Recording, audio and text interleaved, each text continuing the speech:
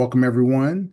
Very excited to have you back in 2025 for SkillSharp the podcast. My name is Brian Wright, and I'm here with our esteemed guest, David Bracken. He is a marketing, event, and startup entrepreneur that has many businesses that I'll have him explain to you and describe. But I think he is somebody that um, although he lives in the kind of future of the creative economy, he definitely intersects traditional media and the newer media. And I think that's a conversation that we're going to want to have today. So, welcome, David. Hey, thanks for having me. Absolutely. I met you when you were, I know you do a lot of talks to various communities, but I met you where you actually gave a project to a group and you were helping launch an app, which will go unnamed because I know it's still confidential, but in that sense, giving the community a really hands-on opportunity to get exposed to what you live and do every day really I thought was innovative and helps them establish, hey, now I know that that exists. Now Right. I may want to be David now. So I thought that was very cool. And obviously it spurred me to want to have you on this podcast. So if you don't mind, give a little background on you. Yeah, well, thanks for having me. I One of the companies that I was helping out, the nonprofits that you and I met on Yes to Jobs Youth Entertainment Summer was actually one of the places where I got my start. Mm, I did a couple of internships, summer internships when in high school with them for a couple of now non-existent record labels. Took the second summer internship and convinced them that they should hire me for a real job. For some spaces that they weren't focused on. And then quickly realized that a 9 to 5, even in the entertainment business, wasn't for me, right? And so I took those contacts that I was able to form during those couple of years in the entertainment industry and used those to create my own street team business, if you will, which was back in the day. Basically, we were a bunch of kids running from cops 3 in the morning, putting up poster boards illegally for record labels.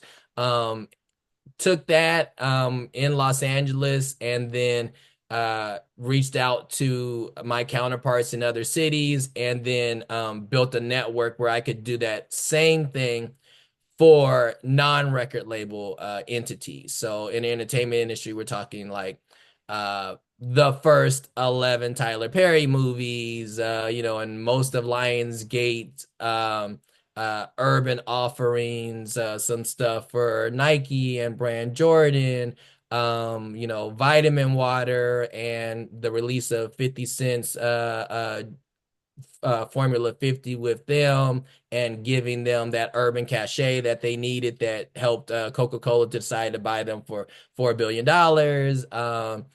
And then even working with some FDA programs like Fresh Empire, which was a tobacco-free hip hop initiative, trying to convince kids that it's not more organically hip hop to be a smoker than not, right? mm, So, we didn't want to go with the hard sell there of, hey, you shouldn't smoke. Smoking is the worst thing ever, which it is. We give that information, but more like, hey, like I said, it's not more organically hip hop to be a smoker. So if you're about to mm. start smoking because you think that's what it is to be hip hop, let me show you these artists who don't smoke. Let me show you that, this isn't part of the culture, right? Menthol isn't a rite of passage, right? Right, exactly. And so that went very well.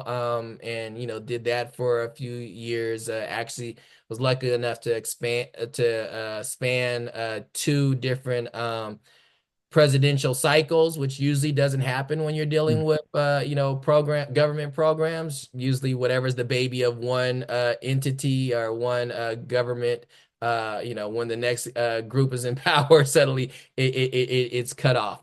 But yeah, did that and a couple other things. And then most recently, as you kind of alluded to, I've been doing a lot of work with startups. There's a pet supplement startup that I'm working with, a music app startup,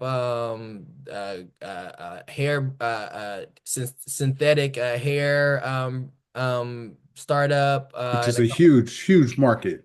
Yeah. And some interesting things that just popped up that was great that showed that we were right where we needed to be, where there was a current recent study that said many of the synthetic hairs that were being given to Black women at the moment had hazardous materials within them. I don't want to go into any details, as it could be legal, but basically things that shouldn't be in there. And the entire list of we were able to show that we had none of those in there because that's the way that we decided to build that business, right?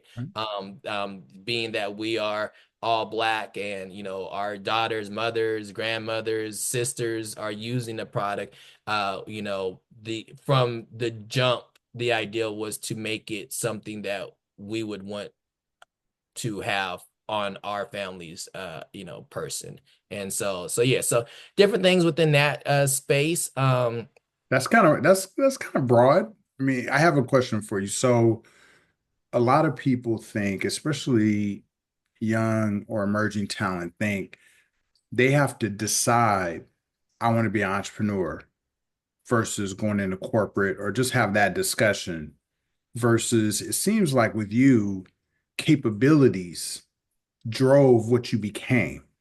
So it wasn't that you set out to say, "Hey, I don't want to work for anyone." And you may have said that inside, but I'm saying it doesn't seem like you set that as a goal and say, "Hey, let me seek that out."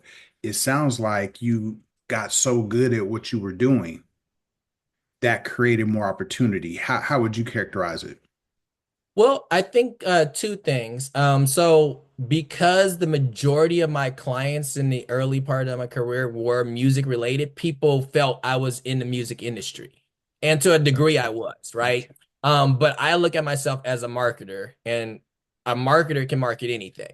And so I think that's something that people today don't look at, that if you're able to, and I know we're going to start talking about like the creator economy, but if you're able to market yourself and our market, that you have this niche part of the universe that you can capture people's eyeballs, then you can market something else, right? It's just tying those things in.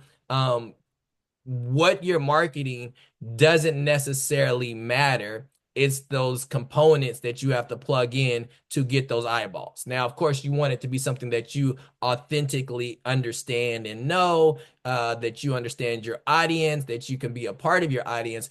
But, the how to get people to like you, to like your product is the same funnel, is the same process. It's just a question of, do they believe you when they get when you get down to the bottom of the funnel? And And then and do you deliver? yeah, I Do you mean, know, yeah, do you yeah. deliver results? Yeah. Yeah, definitely. As the marketer, you have to be able to deliver what you say that you are known for, or you want to be known for. And so you can start that very small and show that, hey, if you were to add fuel to the fire, in this case, money, and take my pilot program or my influencer campaign, or I'm the coolest kid on TikTok, and right now I have X amount of followers. If you added ads to that piece, it would be times 10. It's simple. It becomes simple math at the end of the day. That the thing that has made social media so amazing is that, when I started, we're creating an amazing experiential campaign on the ground, and we were happy that 5,000 people came to the event, and our math would say that they would tell three of their friends. So if 5,000 people came, 15,000 people got exposed to the event. But now, because we can also integrate some type of social media component, those 5,000 people might have told 50,000 people once they've talked to their followers and did some recap video about what was going on, if we made it engaging enough that it was worth them putting in their social media feeds. Right. Well, I mean, you essentially created your own verticals, which I think for anyone that is a serial entrepreneur, that's what you must be really good at. You see opportunity, like you're saying, there are some universal skills that you bring to the table that just translate. But once you get these opportunities, you're able to find, I don't, it's not a downstream, but it's a vertical Mhm. where there are additional people, whether it be creatives, business people, partnership contacts, etc., that are able to kind of come in and help you drive those results. Yeah, 100%. I mean, I think at the end of the day, you need to have a team behind you that can, help wherever you're lacking. In this day and age, AI may be plugging in some of those other holes that you might not be able to fill yourself. But at the end of the day, you're going to be known or have, an expertise in a certain area. And when you need to expand to those other areas to make your dreams or your business goals come to fruition, how are you going to plug in those other elements, whether it be AI, digital tools, physical tools, and or people that you know and resources to help, expand your offerings. Absolutely. You created the segue because I want to talk to you about technology and how a lot of us view technology. And I think it's being marketed to us in a way that people think it's an either or, right? It's either us or it's technology. So it's a replacement theory kind of mindset. You see it very differently. You described it as almost as a I'm too old to bring up bionics, but where you could get a technology that can enhance your performance. Mhm. And Right. so, you know what I mean? So talk about that. Like how should we be looking at technology in the various, let's say AI tools? Because I know people usually now they're actually talking about AI as a noun, like, that AI, and that's AI, you know what I mean? But how can we use it more in a constructive way that would help us, like you said, fill those gaps and become even better at what we want to do? Well, I think you kind of said it when you said bionic, right? Like it definitely I is don't an think anyone enhancement. under, Right. Yeah. 40 knows what that is. If not that, But it definitely I look at it as an enhancement tool, right? And I tell people at the moment at least, it's most AI tools are like talking to a 5-year-old evil genie. And by that I mm, mean, hey, can you explain to it what you need at the level that a 5-year-old would understand, but in a way that it can't do the evil genie? Hey, you asked for $1 million. I'm gonna put you on a desert island that doesn't use that currency. Wahaha, I gave you $1 million, but it's not something that you can actually use, right? Because mm, usually when you ask AI to do something, it does it because it felt that this was what you asked for and you just and technically that was what you asked for. You did ask for the $1 million, but it gave it to you in pesos and it gave it to you on an island that doesn't even use pesos, right? Or maybe there's no person who exists there.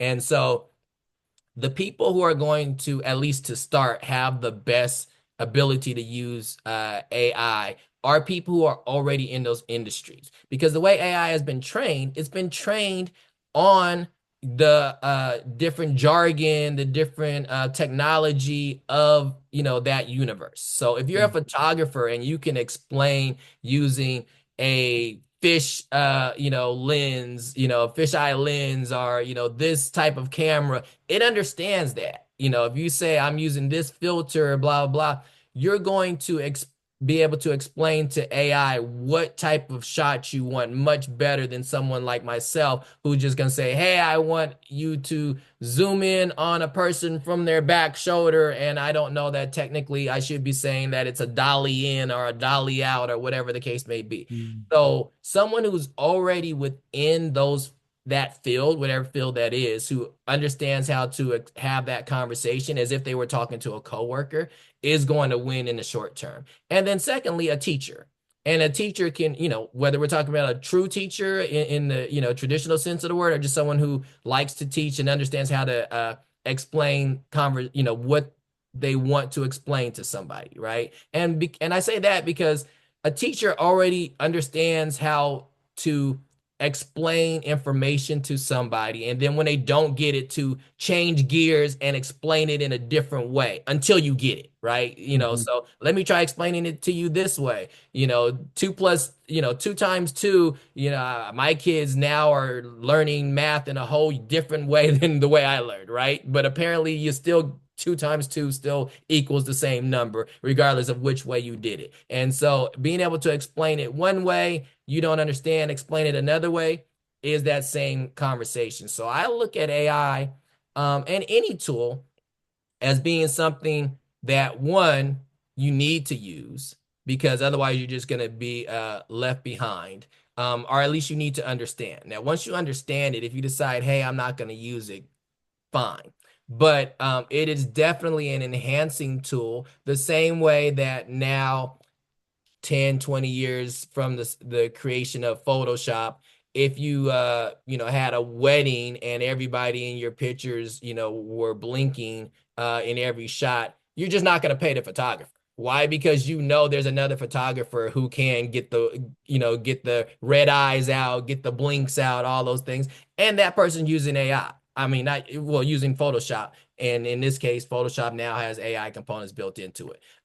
Same thing with the DJ. Once upon a time, every DJ swore that Serato was the worst thing, under the sun. And if you're not using physical turntables and records, that you're not a true DJ. 10 years later, there's not a working DJ for the most part who doesn't have a name of, like a Biz Markie, rest in peace, or something like that, where they already had a name before the invention of Serato, that's not using Serato or a similar, resource. And so I look at it as, if you have a God-given skill, you know how to write a script, but you don't know how to draw something to create the storyboard, and you don't have a friend or someone Mhm. that you can hire, or the money to hire someone for a storyboard, you can get your dreams closer to reality much quicker, because previously you would have been waiting to stack up your money, or finding some random friend, or trying to do a stick figure yourself, and you're a horrible drawer, to get you from step A, which you know how to do, and you're an amazing talent in that space, to the next step. And so I'm always looking at different tools that can help me enhance what I already know how to do, but it's always going to be a creativity thing. You can definitely, if what you're going to do is make Fast and the Furious 35, AI will be able to do it, and you're just going to be out of work, right? Because there's enough it has enough information about the first 10, Fast and the Furious, that it can make 10 more with similar, components. But if what you're going to do is to still be truly creative, then you're going to be good to go. Because creativity is something that still is a human trait. It's still something that is God-given, and still something that, hey, make this, make it amazing, make it new, make it innovative, and you will always have a space. But if you're just going to copy what's already been out there, then AI will beat you to it. Right. You know, one of the things that I heard in a podcast recently through Earn Your Leisure, financial literacy guys, very, high end investment mindset, but they were saying from a technology standpoint, it's not so much that it's the individual choices of using AI as a technology for myself or my business. It's that AI is now being integrated into the systems that businesses use. So if you are not familiar, to your point about technology and the use of AI and other things, then you're not going to be able to use the new systems and you'll essentially be boxed out. So I think it's almost, well, go ahead. It's almost becoming an imperative that we can't wait on anymore. Yeah, no, I love those guys. I'll actually be at their Invest Fest, in Hmm. Atlanta a few months from now. They always have a wealth of knowledge, and I totally agree. Where I slightly differ, as far as not being able to use some of the technology, I think within the next 5 years, we're not even going to be talking about AI in the way we're talking about it right now. Because it's going to be so integrated. Right now, if I go into my Google email, whether I wanted to turn it on or not, it's sitting there asking me, do you want to, get a summary of your emails? I didn't turn it on. It's just there. And so, to your point, it's going to be integrated in such a level that you're going to be using it whether you want to or not. The only question is, will you be using it in the way that they're putting in front of you, and they being, whatever company, Meta, you can create little avatars using AI designs now, right? Or will you be able to use it to help you further your business, your designs, your goals in a way that is unique to your circumstances? Because if you're using it, because at some point it's a leveling field. Right now, the people who are using it to the point where I'm in front of the pack because I'm using tools that I have to add on to my emails, right? Like, so if we take Google, for example, I'm editing my emails before that became something that was standard within Google.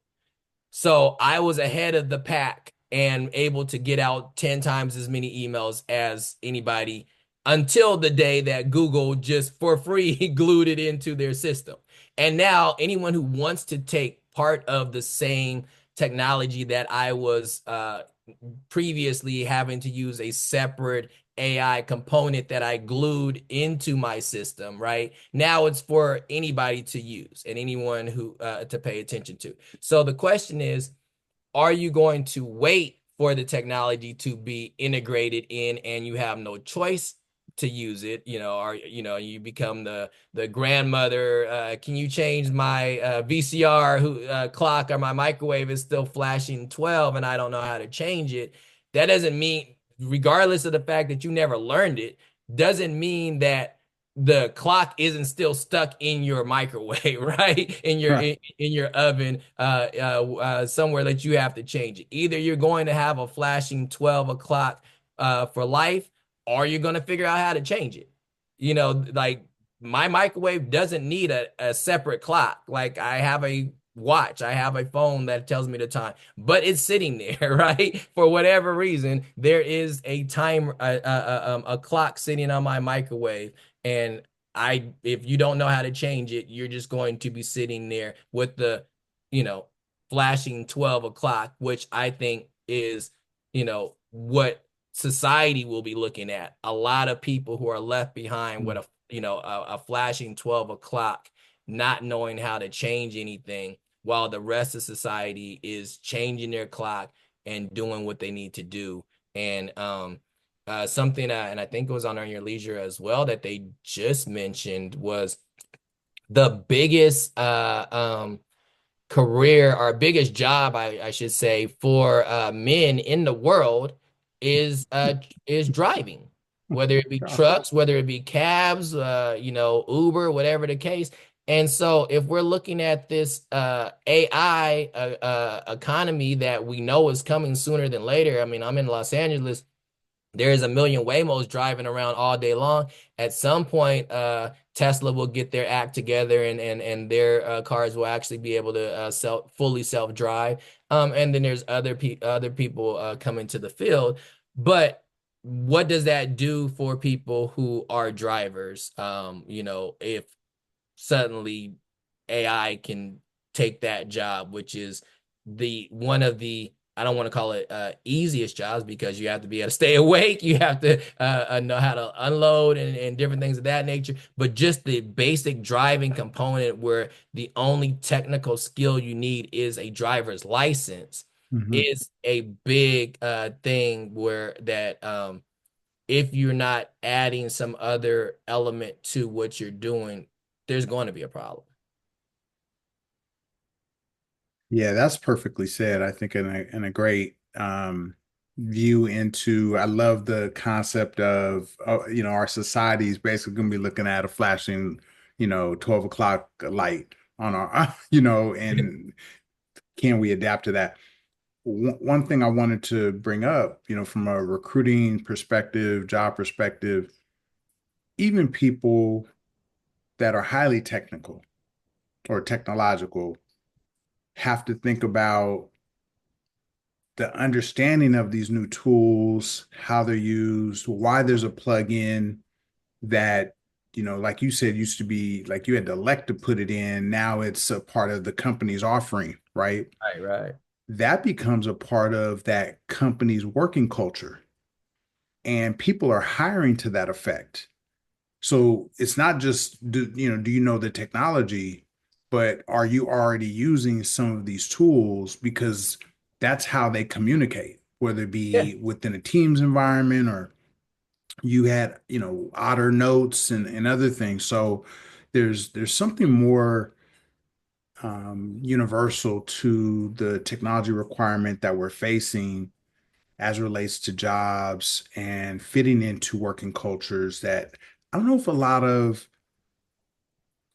and again, it's not so much as pointing at young people, but just current people like the workforce is really thinking about. How do you how do you judge how people are looking at where the majority of jobs are non-entrepreneurial, working for somebody? How are they viewing that? Are they thinking that they could just step right in and immediately kind of adapt, or are they thinking some of these other components that I guess are they're being measured against? Do they even have that concept that there may be things that they're not ready for and they need to get ready Right. for? Well, yeah, I mean, I definitely think that there is a disconnect between the future forward companies and the people that they're trying to hire. Where there's not a training pre getting the job, that's saying, hey, we're probably going to be using Notion, hey, we're probably going to be using Otter AI, we're going to be using Asana, Oh, we're going to be using these different tools, similar, and they're just assuming that you, if you're not using that specific tool, that you will be able to adapt and understand how it works within your daily workflow. Similar to how 20 years ago, it was just assumed that you are going to know how to use Office suites, right? You're sure. going to Word, Excel, maybe PowerPoint, depending on what your job was, but you would know how to use those basic things. You will know how to use an email and basic email etiquette, right? And those are things that 20 years ago, if you're, it's just assumed that you're going to know. And there was a learning curve from the people who weren't using any digital technology, to the people, who were, I'm using a typewriter, literally, typing Literally. out this document, I'm scanning it or I'm making a photocopy and handing physical papers out. And then one day someone said, why is this not in an email? And who knows what that person, that person either adopted or was let go. And that's just it, right? And so this will be that same thing, that people who are used to sending everything in an email, and then suddenly there's an Asana, that platform that's laid out for them, that's that they're supposed to plug in their information into, that tells them hey, after you finish, Brian finishes his part of it, it will automatically set a trigger that tells David that it's time for him to start doing his work, as opposed to you sending in an email saying, hey, David, I'm done with my half. It's your turn. Right. Like, what are you gonna do? And so I think from schools, colleges, to anything where we're trying to get people ready for the workforce, that's a huge disconnect, where people aren't understanding the tools that are actually being used, to get business done. And they'll vary from, group to group, but there's still like the planning tools, the note-taking tools, those are things that I think in a interview, it would be interesting to see if that, got you further along in the interview to say, hey, what tools are you guys using here? Oh, I know how to use that. Right? The same way if we're talking about a creative person, you know, previously it was Adobe, the Adobe suites. Like, do you know how to use Premiere? Do you know how to use Photoshop? Do you know how to use Illustrator? And those were some of the standards, and every industry had their standard things. Do you know how to use this? I mean, if we're talking about you're a dock worker, do you know how to drive a forklift?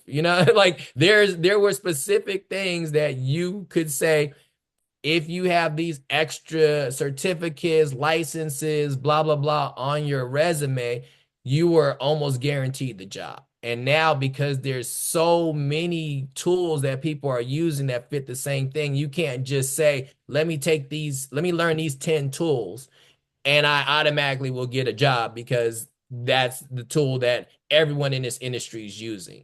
Now, especially with all these AI tools coming out, there's a new tool like every hour, that does the same thing. And we haven't really shuffled the deck enough to see what cards are going to be on top, to know, hey, if you get a certificate in this, you're good to go, because that's what anybody in the field that you're looking to do will be accepting. But at the same time, I would say that people need to uh understand at least one tool in each of those toolboxes, because then even if you are using Asana, I'm using Asana, and you're using something else, uh the transition between the tools are very similar, so you would be able to get the hang of it, quick. It'd be like I'm using Word and you're using Google Docs, right? I Right. mean, whilst the buttons might be slightly in different places,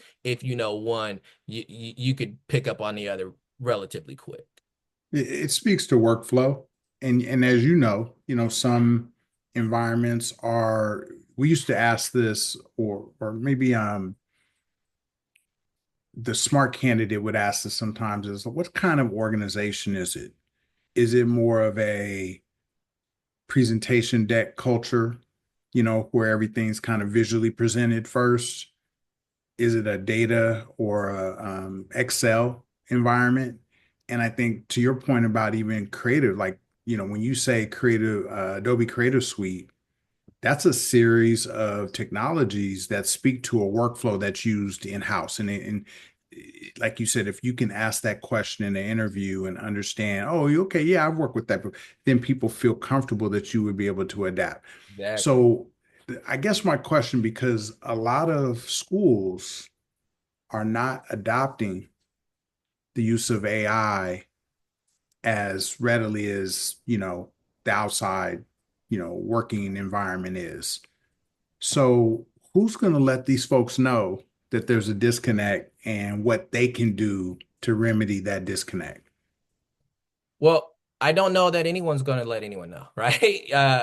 So I think it's going to come down No. to people who want to be in a certain industry taking it upon themselves to understand what that industry looks like, right? And there's podcasts like what we're doing here for every industry, for every job, for every subreddit. There's something. Substack. Yeah, Yeah, yeah. there's something for everybody right now. So I don't care what job you're interested in. If you're willing to do the work and willing to do the deep dive, jump down that rabbit hole, you can find the information. I mean, you may not be able to send a message just coming out of college to the president of the company that you want to work for. But there's some random person on LinkedIn who will answer your question, Right. from that company or a similar, a company within that space. And we're at the point where everybody is literally, on LinkedIn, two, three, people away from you. And if you have a genuine interest, they're probably talking about it in some way, shape, or form. There's probably someone who's willing to answer your questions. And now, because the algorithms say that they need to have conversations on LinkedIn all day, suddenly LinkedIn became, a place where people are posting daily and are responding because they want the LinkedIn algorithm to push them to the top. So I think now is a time that anybody who wants that information can find it on, a podcast, can find it on a LinkedIn conversation, can find it on a Reddit, or pose the question. Um, but it's not the organizations at the moment, the gatekeepers, if you will. They're still keeping the gates closed. And it's not till you jump that fence, till you jump that gate, that you realize what's on the other side and you say, oh, these are the tools I need to know. Let me look around, right? But you can get that bird's eye view and look over get a ladder and look over the fence before you get in there by going onto social media, going on to digital platforms like a YouTube, like a podcast and things of that nature. These digital platforms aren't all bad, right? You can just be swiping all day long looking at nonsense, but you can also, if you want to, find a great deal of free resources that will lead you in the right direction. I mean, they call it YouTube University for a reason, Yeah, yeah, definitely. So you read my mind in terms of discussing the organizations and kind of the gatekeeper mindset. From again, a recruiting standpoint, a lot of companies see their workforces in a different light than they did a couple of years ago, or let's say before the pandemic. It was really even though it's always growing into a candidate market, employers and named brands, people, companies that people want to work for always had the upper hand. Now, companies are starting to see that if they can't, let's say, hire the best, obviously, but then retain the best and develop the best, they're at a disadvantage to their competitors. But the tools that they have and the mindset that you spoke to earlier is what they're really doing in terms of still gatekeeping is using a traditional process of recruiting that's very antiquated. And Yep. it's very much I equated it to fishing, where you want to fish for Atlantic salmon, but you are in Cairo, okay, on the Nile. You're Yeah. not gonna catch you're not gonna catch Atlantic salmon. Okay. That is the main challenge. So let's have the heart to heart with employers. What do you can you explain to them some of the fundamental disconnects? We talked about this in our previous conversation. What they don't understand about the coming generations in the workforce, how they think, uh, even how they look at the jobs themselves. Do they even call it a job? Do they want to think of it as a job? Or is there some other form of working transaction that they'd like to call it to feel more comfortable with what they're doing before they even call it a career? What could you inform organizations on that would help their ability to not only attract, but to hire, develop, and retain the best talent community. Well, yeah, when we're talking specifically about, that creator universe, that people who, one, it's always interesting because people are always trying to say, oh, they don't want to really work. They don't want to, do something. I'm like, you're talking about people, if they got to X amount of followers, who were working hard for free for X amount of time. Like you have to get to like 5,000 followers and X amount of views and blah, blah, blah before you can even think about getting a penny from YouTube, right? So anybody who's making any type of money from a YouTube, from a Facebook, any of these social platforms, podcasting, they were willing to put their neck out on the line for X amount of time for free to get something. So it's not about them not wanting to work, right? So that's the first thing. It's about what they consider meaningful work for them, right? And I think that's the big disconnect is what traditionally was, hey, you come work for this company, and we're talking 30, 50, years ago. You come work for this company, we've got you for life. If you like the job, here's your pension, you go off into the sunset, right? And it was the uh businesses that first broke that social contract. It was the businesses that suddenly said, "Oh, we're going to let people go whenever we want. We're going to hire and fire, and so therefore, unless you know what you're doing, your pension's getting screwed up, and you're not, leaving, right when you hit 60 or whatever the case may be, off to the sunset because you to get through life, you now worked for five companies instead of one or two."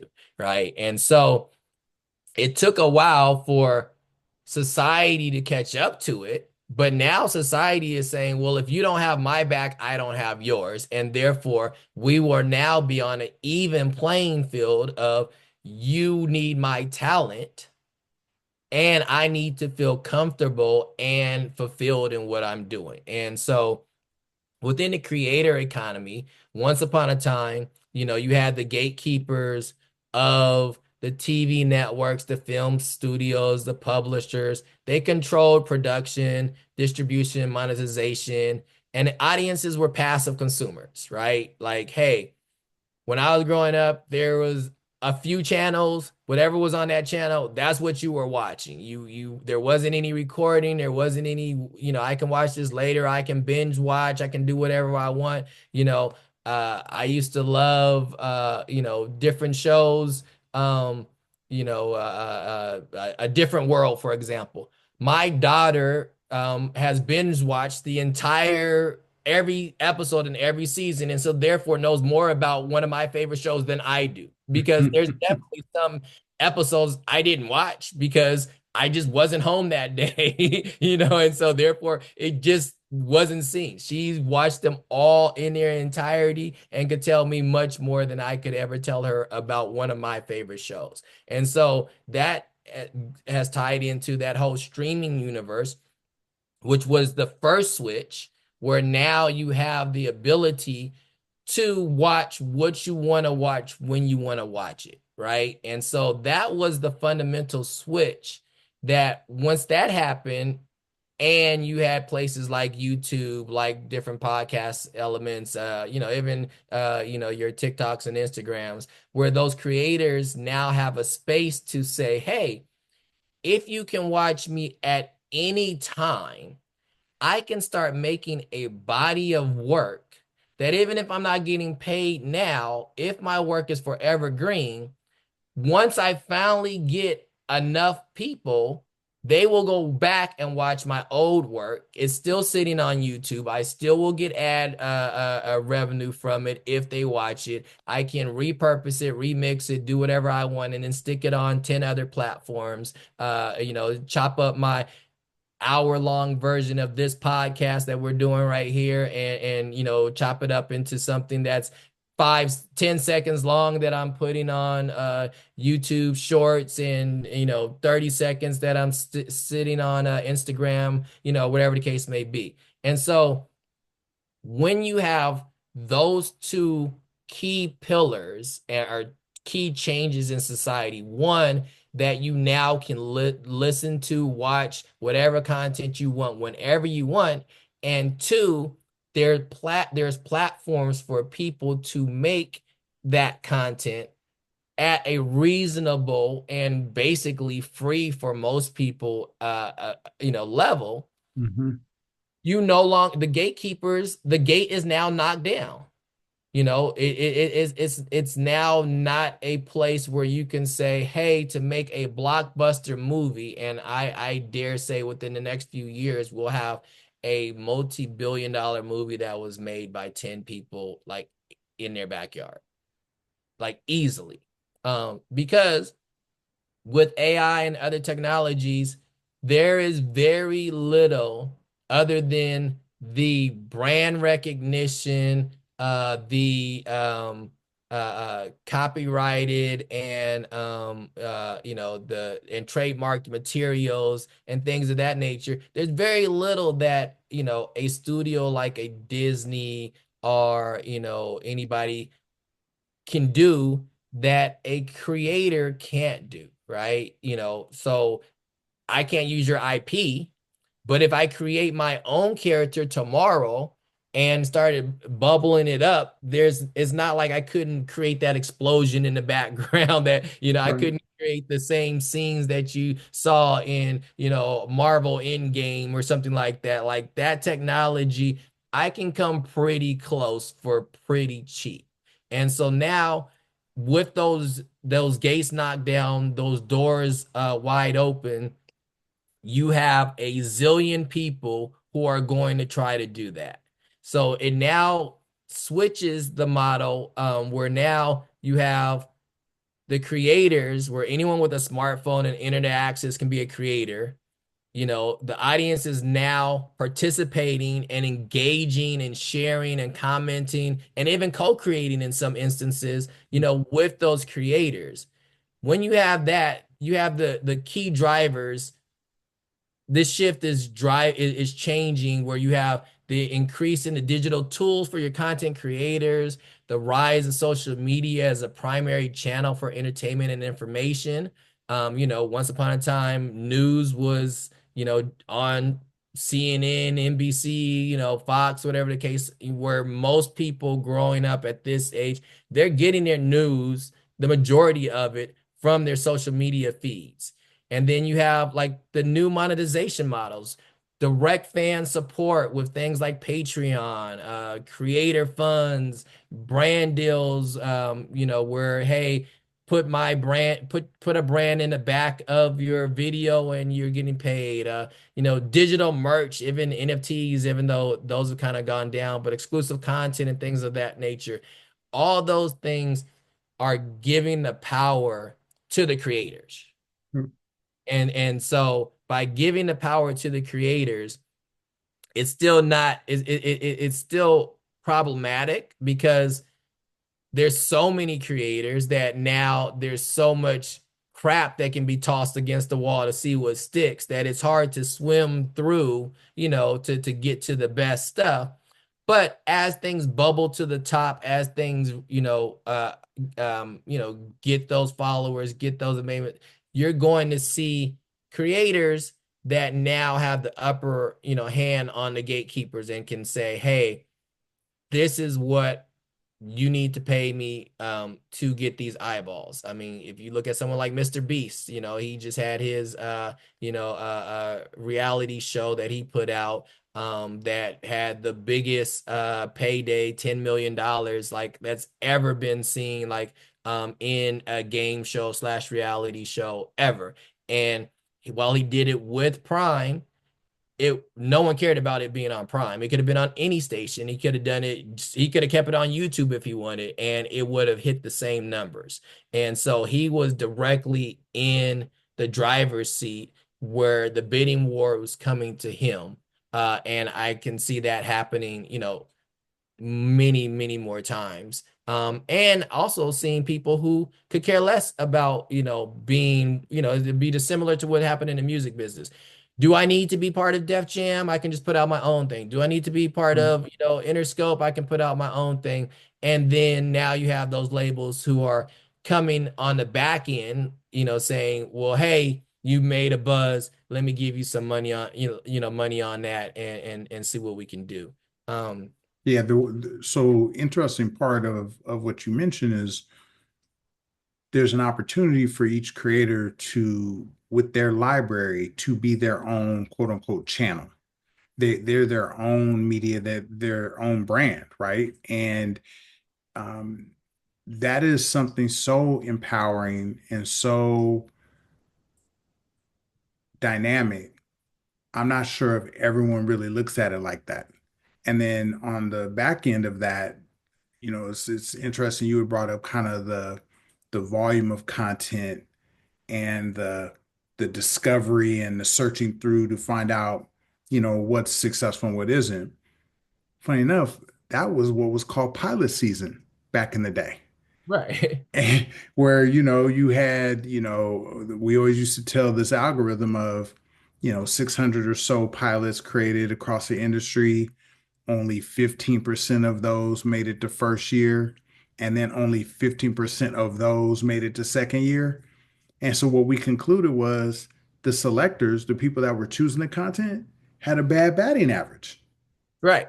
And that's the difference, right? Is now it's not some random guy named Joe who somehow got a job and hey, you're the person who decides out of these 600 which ones even got seen by the public, right? How many times have you seen someone say, "Yeah, I filmed a pilot and it never got released," right? So the big difference here is every pilot gets released because it's sitting on YouTube, right?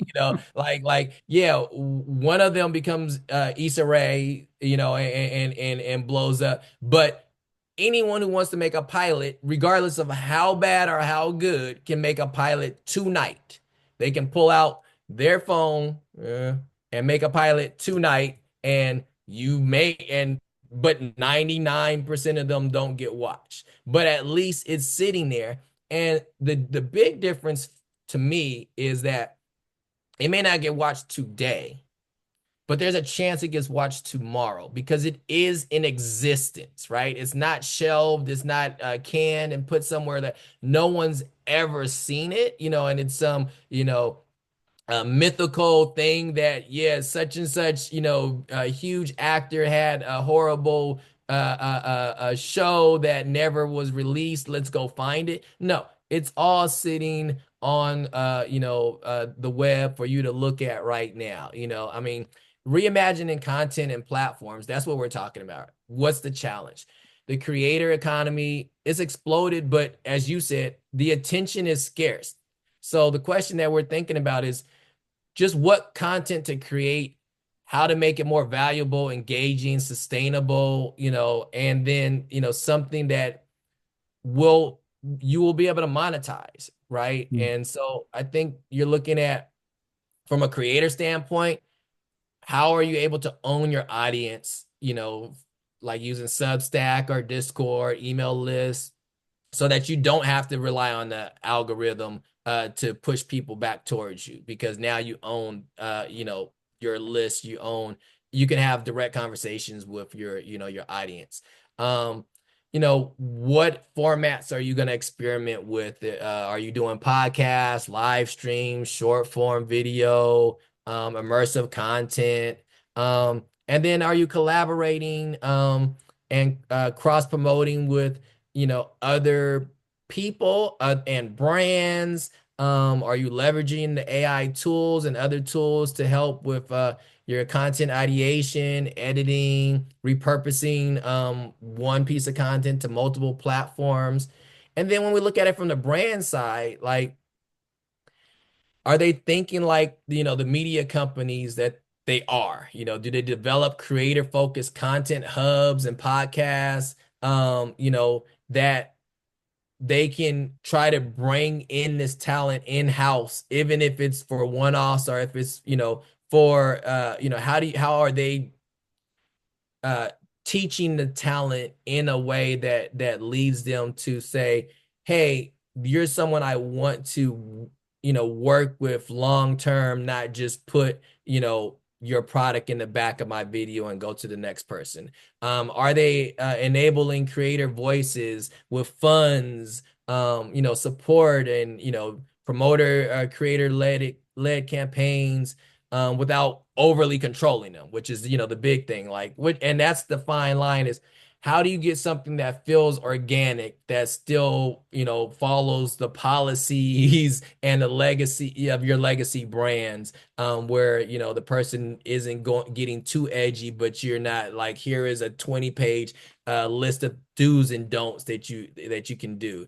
And then, that's kind of where we're getting to that mutual successful future, is if they if Mm, if you have people who will invest in the shared goals and audience insights, then they'll be able to build like collaborative content calendars and say, hey, let's figure out where we can plug in and we can create long-term value, not just a short-term reach. And that works for both sides, right? Because you have the legacy brands and agencies, movie houses and things that are trying to figure out how to take things from movie level to TV, streaming TV level to YouTube, or a shorter form content level, and still be able to be that mega house brand.